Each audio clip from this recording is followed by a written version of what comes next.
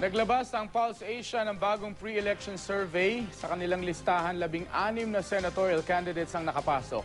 Naglabas naman ang social weather stations ng satisfaction rating ng ilang opisyal at ahensya ng gobyerno. Karamihan sa kanila bumaba ang grado. Makibalita tayo kay Jennifer Muniesa. Mahigit isang linggo bago ang eleksyon, naglabas ang social weather stations ng panibagong survey. At base sa resulta ng survey na ginawa noong March 19 hanggang 22, bumababa ang satisfaction rating ng ilang opisyal at ahensya ng gobyerno mula sa dating excellent rating na positive 70 noong Disyembre. Positive 62 na lang ngayon ang rating ni Vice President Jejomar Binay. Pero ang Vice Presidente ayaw raw munang intindihin ang resulta ng survey. Basta nandun pa rin kami na acceptable ang performance and trust. Si Senate President Juan Ponce Enrile naman, bumagsak ng 17 points ang satisfaction rating. 4 points naman ang ibinaba ni House Speaker Feliciano Belmonte Jr., habang 5 puntos ang kay Chief Justice Maria Lourdes Sireno. Wala pang reaksyon na 3 opisyal hingil dito. Sa mga institusyon naman, pinagkakatiwalaan pa rin daw ng publiko ang Senado, kahit pa bumaba ng 6 na puntos ang satisfaction rating nito.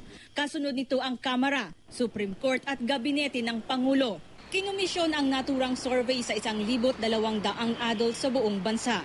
Ginawa ito sa pamamagitan ng face-to-face interview. Inilabas naman ng Pulse Asia ang bago nilang pre-election survey. Ginawa ito sa pagitan ng Marso at Abril ngayong taon. 16 na senatorial candidates ang pasok sa kanilang listahan. Nangunguna sina Senator Loren Legarda at Chis Escudero. Sinundan naman sila ni dating MTRCB Chairperson Grace Poe, Senator Alan Peter Cayetano at dating Las Piñas Representative Cynthia Villar. Pantay naman ang nakuhang boto ni na Senator Antonio Trillanes IV at dating National Youth Commissioner Bam Aquino. Tabla rin sina San Juan Representative JV Ejercito at Nancy Binay. Sinundan sila ni Senator Coco Pimentel at Aurora Representative Sani Angara. Nasa 10th to 16th place naman sina dating Senator Mig Zubiri. Pasok din sa listahan si Senator Gringo Honasan, Cagayan Representative Jack Enrile at Akbayan Representative Risa Hontiveros at dating Senator June Magsaysay. Ang mga ganitong uri ng survey na una ng binatikos ng ilang kandidato. Nakakagulo raw ito sa mga magiging desisyon ng mga botante. Ano naman kaya ang reaksyon ng mga ordinaryong Pilipino sa ganitong mga pag-aaral?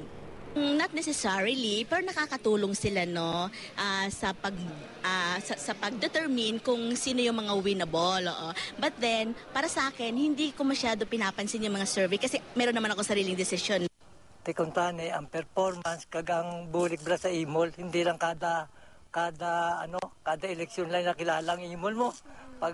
Pagkatapos ng eleksyon, daw nalimtan na kami, dapat tama. Jennifer Muniesa, Nagbabalita, Pilipinas.